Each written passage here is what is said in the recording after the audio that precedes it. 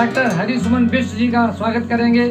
श्री हरीश शर्मा जी और उमेश पंत जी उन्हें ये पौधा भेंट करेंगे। डॉक्टर हरिसुमन बिष्ट जी ये सारे वो महान साहित्यकार हैं जिनके मार्गदर्शन में कितने ही लोग आगे बढ़े, कितने ही लोगों ने बड़े बड़े पद प्राप्त किए। जोरदार तालियों का अभिनंदन करते हैं डॉक्टर बिष्ट जी का।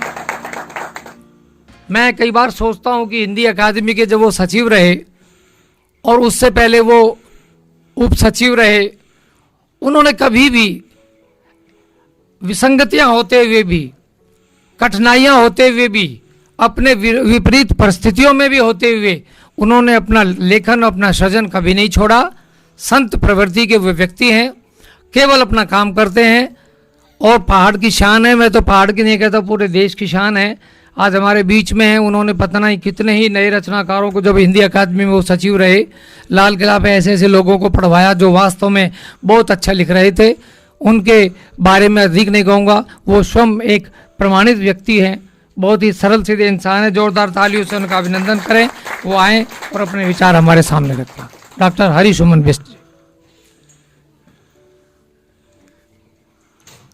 धन्यवाद महेंद्र जी, आप ज़्यादा ही कह गए।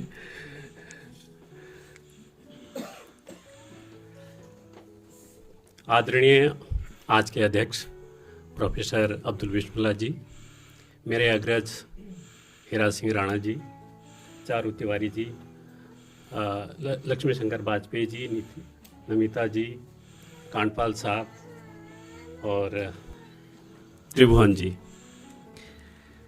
ये मेरा सौभाग्य है कि त्रिभुवन जी का जब पहला कविता संग्रह निकला था और तभी से मैं इनको जानता हूँ, उससे पहले नहीं जानता था।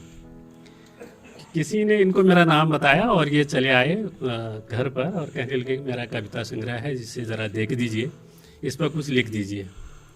मैंने इनको शायद याद होगा, मैंने इनको ये कहा कि आप गलत आदमी के घर आ गए, क्योंकि मैं कविता का आदमी नहीं हूँ। पंकज भी जी ने इसको स्वीकार किया, मैं भी स्वीकार करता हूँ।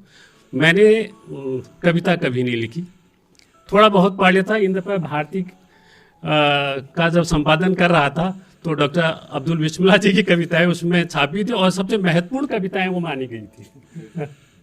तो 120 कवियों को मैंने उस संग्रह में शामिल किया था।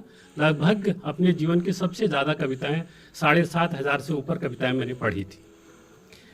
और जब मैं आज कविता पढ़ता हूं तो मुझे संदेह होता है कि यार मैं कविता को जानता भी हूं या नहीं जानता। सचमुच में ये स्थिति है, जिस तरह की कविताएं आज लिखी जा रही हैं।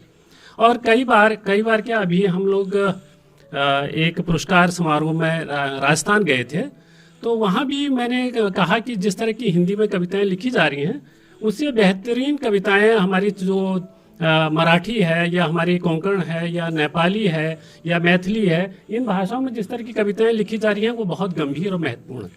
ऐसा नहीं है कि हिंदी में नहीं लिखी जा रही, हिंदी में भी बहुत महत्वपूर्ण कवि हैं। लेकिन एक जो बाढ़ सी आई है, उस बाढ़ ने, और खासकर जैसे वाजपेयी जी ने कहा कि ये जो मीडिया आया है, सोशल मीडिया, इसने साहित्य का सबसे ज़्यादा नुकसान किया है।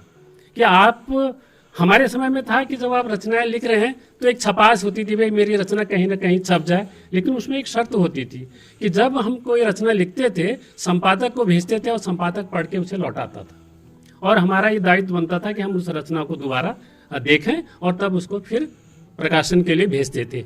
आज की स्थिति यह है कि मैं आज जो लिख रहा हूँ वो भूतो न भविष्यति, उसको ऐसा कोई लिख ही नहीं सकता जो मैं आज लिख रहा हूँ, क्योंकि मैंने आज लिख दिया और फेसबुक पर लगा दिया, व्हाट्सएप पर भेज दिया, वो एक महत्वपूर्ण और महान रचना मैंने कर दी है।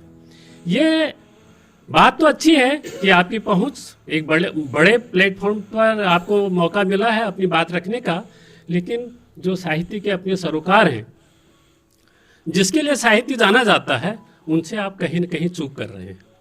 और ये विडंबना हमारे जो समाज की है, ये केवल हिंदी की नहीं है, पूरे भारतीय भाषाओं की है या दूसरी भाषाओं में। ये चीज़ें मैं अनुभव करता हूँ। अब आई बात त्रिभुवन जी को बहुत बहुत बधाई। ये दूसरे संग्रह पर बहुत खूबसूरत कविताएं इन्होंने लिखी हैं। खूबसूरत ये सेंस में कि जैसे पंकज जी ने कहा कि पहाड़ को लेकर पहाड़ इन्होंने भोगा है, पहाड़ के जीवन को पूरी तरह से समझने की कोशिश की है। त्रिभुवन जी, मैं भी एक आपके साथ ये बात शेयर जरूर करना चाहूँगा।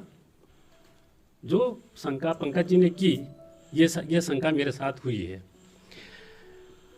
मैं लिखता हूँ आज से नहीं, बहुत पहले से, यानी 1972 से मैंने पहली बार रचना लिखी थी और तब से लेकर आज तक लगातार लिख रहा हूँ।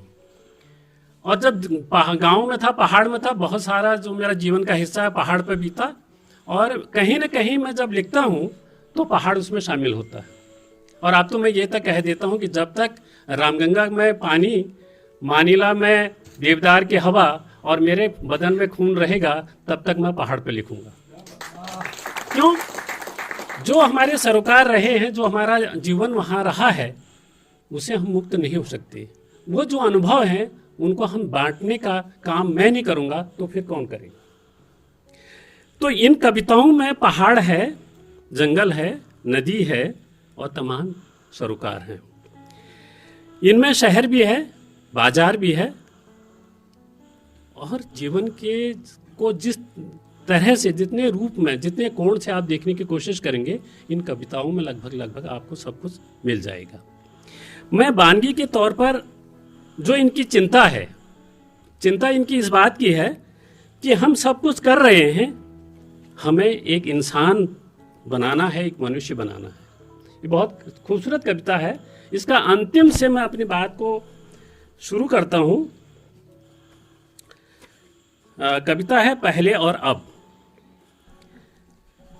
दुनिया तब भी वही थी, आज भी वही, कुछ गहरे गाढ़े लोग थे, कुछ सतही, ये दोस्त अपनी समझ बढ़ा, न ज़्यादा टीवी देख, अखबार पढ़ न पढ़ा, बस इतना करके दिखा, आदमियत सीख, आदमियत सिखा। ये पूरा संग्रह पढ़ जाइए।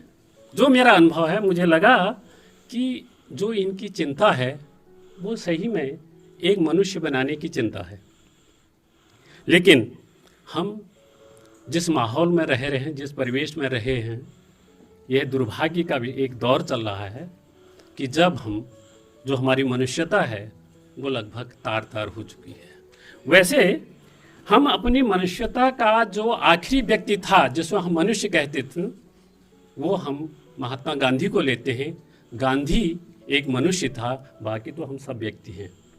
व्यक्ति से मनुष्य बनना इतना आसान नहीं है, वो गांधी ही हो सकता है। तो गांधी को हमने मार दिया।